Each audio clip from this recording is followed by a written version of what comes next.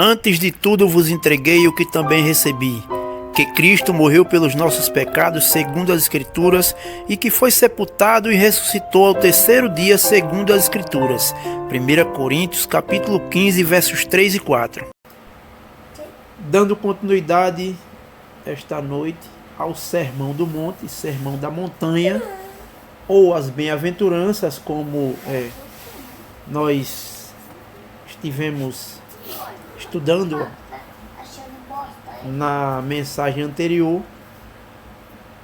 Mateus capítulo 5, do verso 14 em diante, vai dizer o seguinte: vós sois a luz do mundo. Não se pode esconder a cidade edificada sobre o monte. Então Jesus, ele mais uma vez, ele deixa bem claro a nossa posição aqui neste mundo, a nossa postura. Claro que ninguém por si só consegue ser essa luz. Não se trata de a pessoa brilhar, como muitas vezes nós cobramos de nossos irmãos, dizendo: você tem que brilhar, você tem que ser a luz. A questão não é que nós possamos aconselhar os nossos irmãos a serem luz, a brilhar. A questão é que um crente por si só, ele brilha porque sobre ele repousa o Espírito de Deus, que é quem faz toda a diferença, quem faz com que uma pessoa seja nova criatura, que uma pessoa seja luz do mundo, sal da terra, que uma pessoa brilhe, tenha um bom testemunho e seja uma boa referência. É o Espírito Santo que lhe foi dado. Então, quando Jesus diz: vós sois a luz do mundo, não é que você tenha que brilhar, é que você irá brilhar automaticamente. Veja que ele não diz aqui: vós sejam a luz do mundo. Não, ele diz: vós sois, como uma questão presente, uma questão imediata, uma situação que se dá logo após você nascer de novo, ser uma nova criatura. Vós sois a luz do mundo. E ele diz: não se pode esconder a cidade edificada sobre um monte. Ele dá referência aqui de uma cidade que é edificada sobre um monte. E quem pode esconder essa cidade? Ninguém pode esconder uma cidade edificada sobre um monte. Ela está visível a todos. Todos que olharem verão aquela cidade e dirão: veja aquela cidade em cima do monte, né? Obviamente. Verso 15 ele diz: nem se acende uma candeia para colocá-la debaixo do alqueire, mas no velador, e alumia a todos os que se encontram na casa. Então ele dá aqui referência a uma candeia, né? Quem sabe nós que somos mais jovens nessa geração iremos entender candeia se falarmos de um candeeiro. Um candeeiro, né? Você não pega um candeeiro, por exemplo, e acende esse candeeiro para colocá-lo debaixo de um alqueire, né? Ou para escondê-lo. Não faz sentido você acender uma candeia ou um candeeiro para esconder. Não faz sentido. Afinal de contas, você está acendendo aquilo para que as trevas que estão ao redor, elas se dissipem. Assim acontece com a lâmpada. Quando você acende uma lâmpada, automaticamente as trevas desaparecem. Porque esse é o papel da lâmpada. Esse é o papel da candeia. Ela brilha, ela alumia a todos os que se encontram na casa. E o verso 16, o Senhor vai dizer: assim brilhe também a vossa luz diante dos homens, para que vejam as vossas boas obras e glorifiquem a vosso Pai que está nos céus. Ou seja, assim como uma candeia que a pessoa coloca no velador para iluminar toda a casa, né?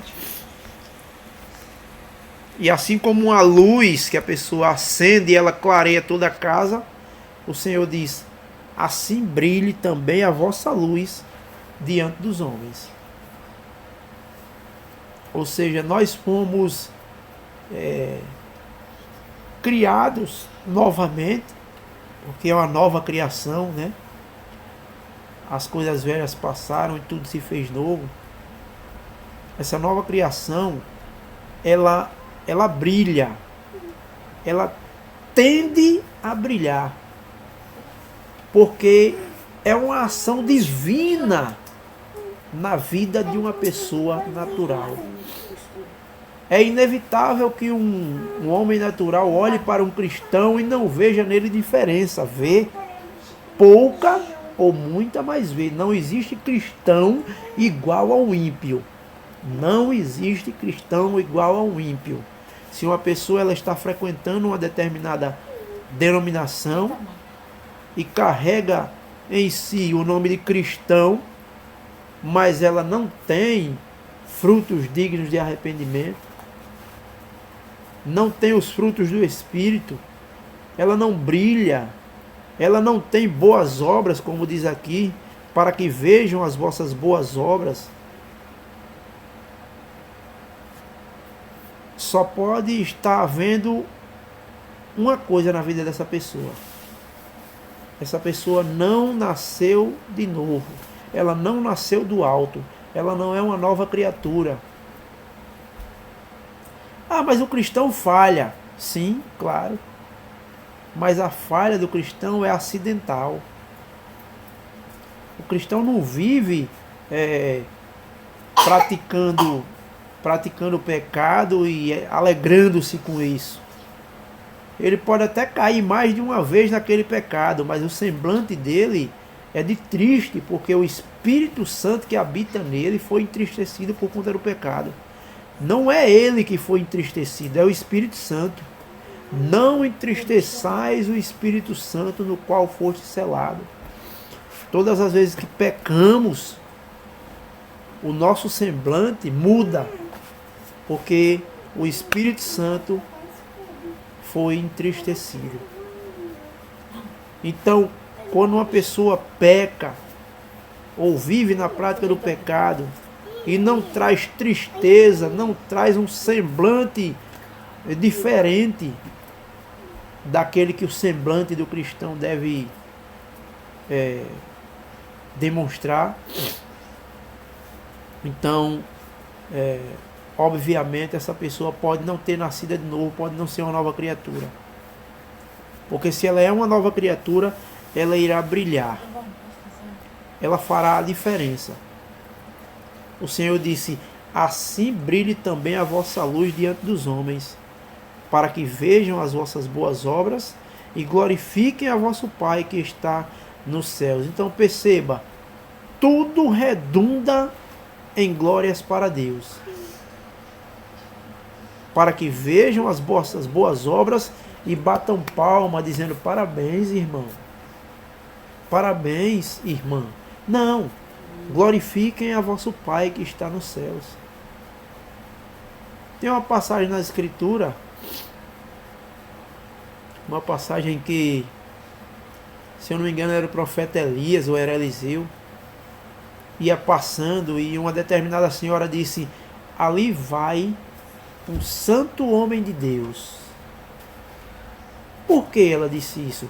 Porque havia diferença naquele homem, ele não era como os demais.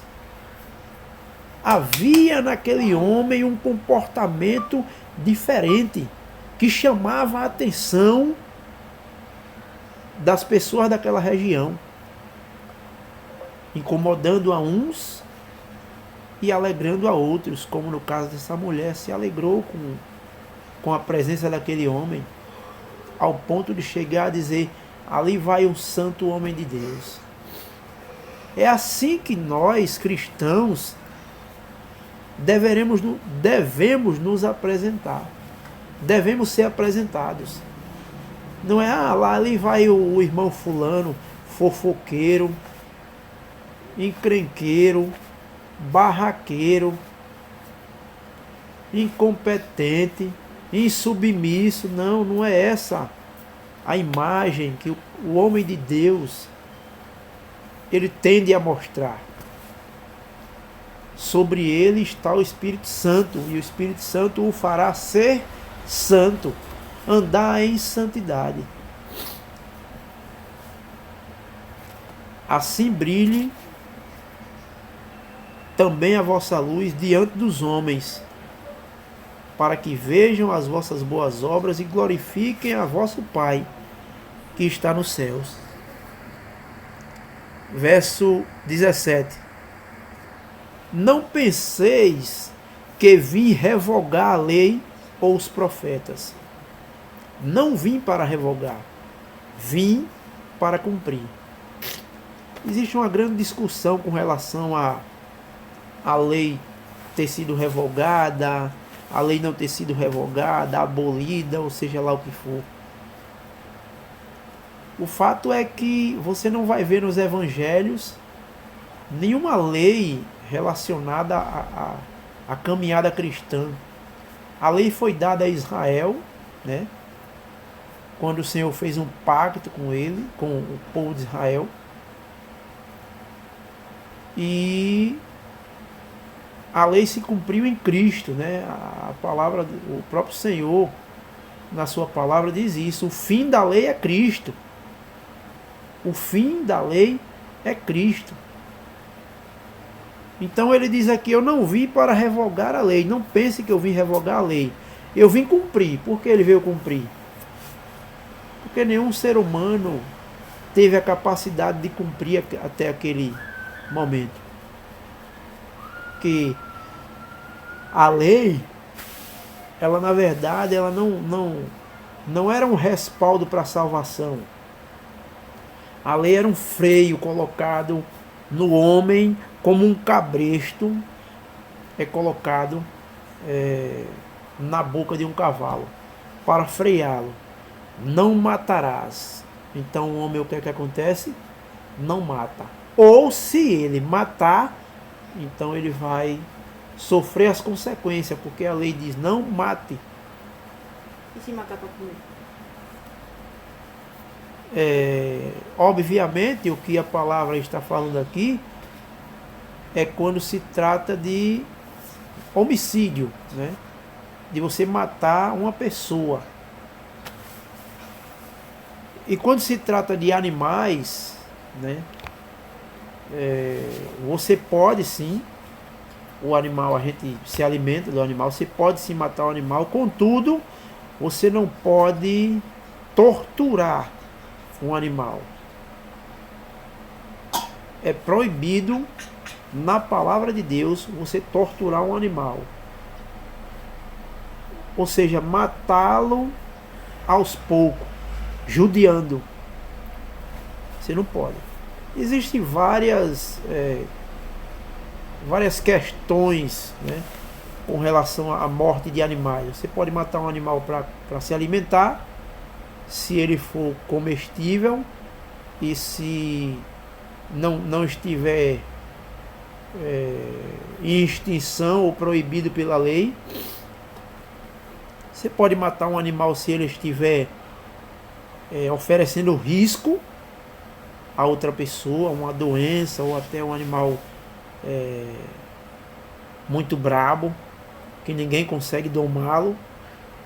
Então ele deve ser morto, porque mais vale um ser humano do que um animal. Então, antes que o animal mate uma pessoa, ele deve ser morto. O homem foi criado à imagem e semelhança de Deus. Não se trata de comparar a vida de um animal com a vida do ser humano, porque não há comparação. Não se compara. os animais foram criados pelo poder da palavra do Senhor, quando ele disse: haja répteis, haja aves, haja animais domésticos, animais selváticos e tantas outras coisas mais. Contudo, o homem não foi assim: haja o homem. O Senhor criou o homem do pó da terra e soprou nele o sopro de vida em suas narinas, e o homem passou a ser alma vivente. E antes disso, o Pai, o Filho e o Espírito Santo, eles, não vou dizer se uniram, porque eles nunca foram desunidos, mas eles foram responsáveis pela criação do homem, quando diz lá em Gênesis: façamos o homem. Ou seja, uma pessoa só, ela não vai dizer façamos, ela vai dizer faço, farei. Façamos, então significa que tinha mais de uma pessoa ali. E no decorrer do estudo da palavra de Deus, nós vamos perceber que o Pai é Deus, o Filho é Deus e o Espírito Santo é Deus. E aí chegamos à conclusão de que essas três pessoas da divindade, elas formam a Trindade, no mesmo momento em que se torna um só Deus.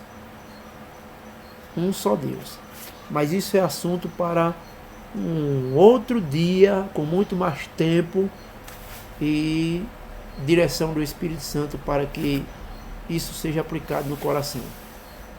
Então, não penseis que vim revogar a lei ou os profetas. Não vim para revogar, vim para cumprir. Verso 18. Porque em verdade vos digo, até que o céu e a terra passem, nem um i ou um tio jamais passará da lei, até que tudo se cumpra. Obviamente o Senhor está falando aqui com relação ao cumprimento das profecias, né? Aquilo que o Senhor estabeleceu desde o início do mundo até o fim do mundo, Ele está dizendo aqui: tudo se cumprirá.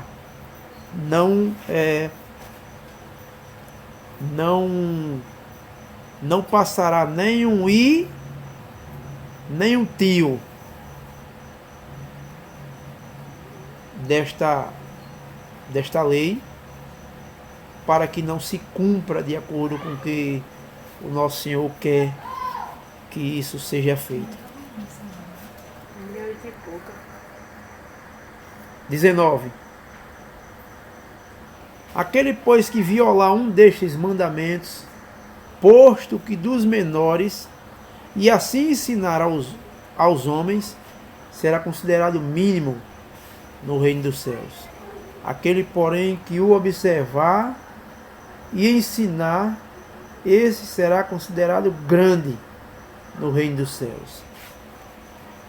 Então aqui se trata de não desprezarmos nenhum princípio da palavra de Deus, ainda que saibamos reparti-la, como o apóstolo Paulo escreveu a Timóteo lá, dizendo: procura te apresentar a Deus como obreiro aprovado, que não tem do que se envergonhar e que maneja bem a palavra da verdade. Esse manejar bem a palavra da verdade é saber onde cada coisa se encaixa da palavra de Deus, para não dizermos que alguns ensinamentos lá do passado hoje servem para a igreja, ou dizer que os ensinamentos da igreja foram estabelecidos também no passado, né?